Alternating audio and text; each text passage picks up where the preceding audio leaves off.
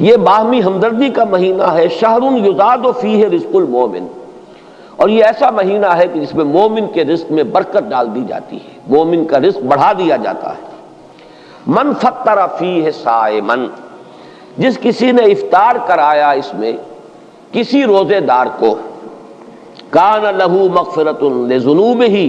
وعتق رقبتہ من النار، تو وہ اس کے لیے اس کے گناہوں کی مغفرت کا سبب بن جائے گا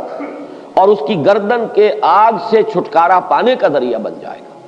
کسی روزے دار کا افطار کرانا۔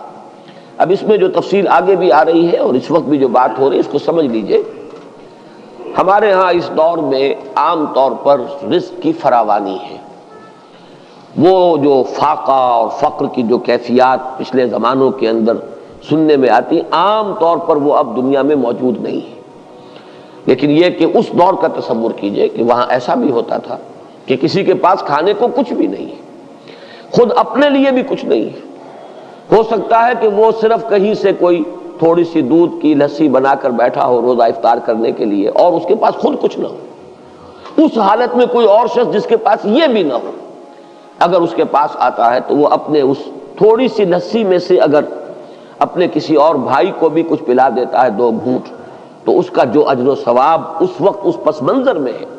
اس کو ذہن میں رکھیے۔ باقی ہمارے ہاں جو بھی اس وقت ریل پیل ہے، اس ریل پیل میں اگر آپ یعنی روزہ افطار کرنے کی محفلیں روزانہ بھی منعقد کر لیں اور افطاریاں کرائیں اور بہت اعلیٰ افطاریاں کرائیں، تو اس کو اس حساب میں شمار نہ کیجیے۔ بہرحال وہ اپنی جگہ پر ہے، اس کو انسان احباب کے ساتھ محبت کے اضافے ہی کے لیے کرتا ہے، اور وہ محبت خالص اللہ کے لیے، اللہ کے دین کے لیے، اس کا اپنی جگہ پر اجر و ثواب ہوگا۔ لیکن یہ جو اجر و ثواب یہاں بیان ہو رہا ہے اور جس درجے کا اجر و ثواب بیان ہو رہا ہے، اس کے لیے اس قسم کے پس منظر کو سامنے رکھنا ضروری ہے، ورنہ یہ بہت مبالغہ سا معلوم ہوتا ہے کہ اتنی سی بات کے اوپر اتنا بڑا اجر و ثواب، لیکن اس کو اگر اپنے اوپر انسان طاری کرے، جیسا کہ آتا ہے بہت سے صحابہ کے بارے میں،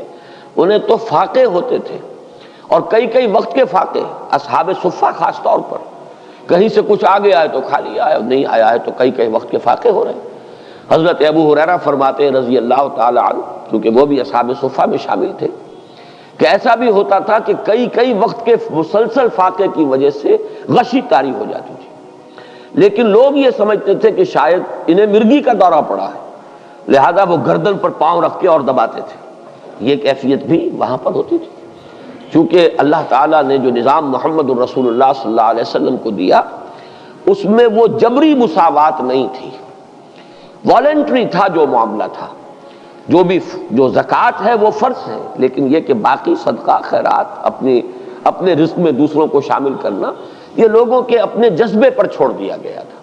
لہذا وہاں انصار کے ہاں عام طور پر یہ نہیں تھا کہ اسی قسم کے حالات پورے مدینے میں تھے۔ وہ واقعہ بھی آتا ہے کہ خود حضور صلی اللہ علیہ وسلم کو کئی وقت کا فاقہ تھا، لیکن ظاہر بات ہے کہ حضور کسی کے سامنے دست سوال دراز کرنے والے تو نہیں تھے۔ اتنے میں حضرت ابو بکر آ جاتے ہیں، ان کی کیفیت بھی وہی ہے، حضور نے دیکھ لیا، چہرے سے مشرے سے اندازہ ہو جاتا ہے کہ فاقہ ہے۔ حضرت عمر آئے، ان کا حال بھی یہی ہے۔ تو حضور پھر ان دونوں کی وجہ سے اٹھے، ان کو لے کر ایک انصاری کے باغ میں پہنچے۔ اب ان انصاری صحابی کی عید ہو گئی کہ حضور تشریف لائے، وہ دوڑے فوراً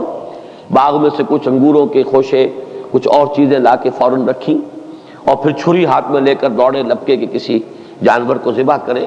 اور پھر یہ کہ ضیافت کا اہتمام کرے۔ تو حضور نے فرمایا دیکھنا کہ کسی دودھ دینے والے جانور کو ذبح نہ کرنا، کوئی اور نہ ہو اور بکری ہی ہو اور وہ دودھ دیتی ہو اور بچوں کے لیے وہ ایک ذریعہ بنتا ہو اور تم اس کو ذبح کر دو۔ بہرحال اس کے بعد انہوں نے، جیسا کہ آپ کو معلوم ہے کہ وہاں گوشت اس طرح تیار نہیں ہوتا تھا، وہ تو بس یہ کہ اس کو گوشت کو تیار کیا اور سیکا آگ کے اوپر، اور گوشت تیار ہے کھانے کے لیے۔ تو وہ حضور نے بھی تناول فرمایا، حضرت ابو بکر نے، حضرت عمر نے، اور پھر حضور نے فرمایا روٹی کا تھوڑا سا ٹکڑا لے کر اس پر چند بوٹیاں رکھ کر کہ یہ عائشہ کو بھی دے آؤ، اسے بھی کئی وقت کا فاقہ ہے رضی اللہ تعالیٰ۔ ان حالات کو دیکھیے کہ اس میں یہ کیفیت ہے کہ ایک آدمی جبر کر رہا ہے، اس نے فرض کیجئے کہ اس سحری کے وقت بھی اسے کچھ نہیں ملا ہے، روزہ ایسے ہی رکھ لیا ہے، اب روزے کے افطار کے وقت اسے کوئی شے جو ہے میسر آ گئی ہے، اس کو لے کر وہ بیٹھا ہے کہ دیکھتا ہے کہ کوئی اور ساتھی، کوئی اور دوست، کوئی اور مسلمان بھائی ایسا بھی ہے جس کو یہ بھی میسر نہیں۔ اب اس میں سے وہ چند گھونٹوں میں سے چند گھونٹے پلا دینا، اگر ایک گلاس کسی کے پاس ہے تو اس میں سے 2 گھونٹ پلا دینا واقعتاً اس کا اجر و ثواب جو ہے وہ وہی ہوگا جو حضور صلی اللہ علیہ وسلم بیان فرما رہے ہیں۔ تو فرمایا من فطر فیہ صائما کان لہ مغفرۃ لذنوبہ وعتق رقبتہ من النار وکان لہ مثل اجرہ من غیر ان ینتقص من اجرہ شیء، اور اس افطار کرانے والے کو بھی روزہ رکھنے والے کے برابر ثواب ملے گا، بغیر اس کے کہ اس روزہ رکھنے والے کے ثواب میں کوئی کمی ہو۔ اس کا اپنی جگہ پر اجر و ثواب رہے گا، لیکن جس نے افطار کرایا ہے اس کو اس کے برابر اجر مل جائے گا۔ قلنا یا رسول اللہ، ابھی حضرت سلمان فارسی فرما رہے ہیں کہ ہم نے عرض کیا ہے اللہ کے رسول صلی اللہ علیہ وسلم،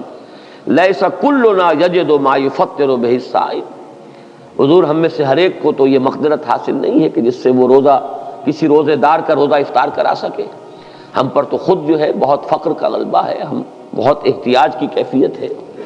لیس کلنا یجد ما یفطر بہ الصائم فقال رسول اللہ صلی اللہ علیہ وسلم، تو ارشاد فرمایا اللہ کے رسول صلی اللہ علیہ وسلم نے، یؤتی اللہ ھذا الثواب، اللہ تعالیٰ یہ ثواب عطا فرما دے گا اس شخص کو بھی، من فطر صائما علی مضغۃ لبن، جس نے کسی روزے دار کا روزہ افطار کرایا کسی لسی کے گھونٹ پر، اور شربت من ماء، یا پانی بھی کسی وقت اس قدر کمیاب ہو جاتا ہے کہ پانی ہی نہیں ہے تو پانی میں سے بھی کسی کو حصے دار بنا لیا ہے، تو وہ اس کو ومن اشبع صائما سقاہ اللہ من حوض شربۃ لا یظمأ حتی یدخل الجنہ، اور جو شخص کسی روزے دار کو پیٹ بھر کر سیر ہو کر کھانا کھلائے گا اس کو تو اللہ تعالیٰ میرے حوض سے، حوض کوثر سے پلائے گا، سیراب کرے گا، اور اس طرح سیراب کر دے گا کہ پھر جب تک وہ جنت میں داخل نہیں ہو جائے گا اسے پیاس کا احساس نہیں ہوگا،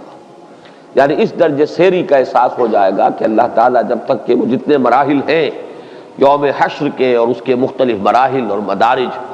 وہ آپ کو معلوم ہے یوم یجعل الولدان شیبا السماء منفطر بہ کان وعدہ مفعولا، وہ دن کے جس کے شدائد ایسے ہیں کہ بچوں کو بوڑھا کر دینے والا دن ہے، تو اس دن پھر پیاس نہیں لگے گی اس شخص کو جس کو اللہ تعالیٰ میرے حوض سے پلائے گا۔ تو فرمایا کہ جو کسی صائم کو پیٹ بھر کر کھانا کھلائے گا روزے دار کو، سقاہ اللہ من حوض شربۃ لا یظمأ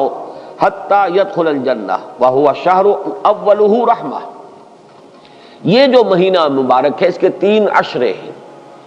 پہلے عشرے کے بارے میں فرمایا وہ اللہ تعالیٰ کی رحمت کا مظہر ہے، وَأَوْسَطُهُ مَغْفِرَةٌ، اور اس کا درمیانی عشرہ جو ہے وہ گویا کہ اللہ تعالیٰ کی طرف سے مغفرت کا پروانہ لے کر آتا ہے، وَآخِرُهُ عِتْقٌ مِّنَ النَّارِ، اور اس کا آخری عشرہ وہ تو گویا کہ آگ سے مستقل چھٹکارا پا جانے کا پروانہ ہے۔ وَمَنْ خَفَّفَ عَن مَمْلُوكِهِ فِيهِ غفر اللہ لہ وَاعْتَقَہُ مِنَ النَّارِ، اور جو شخص اس ماہ مبارک میں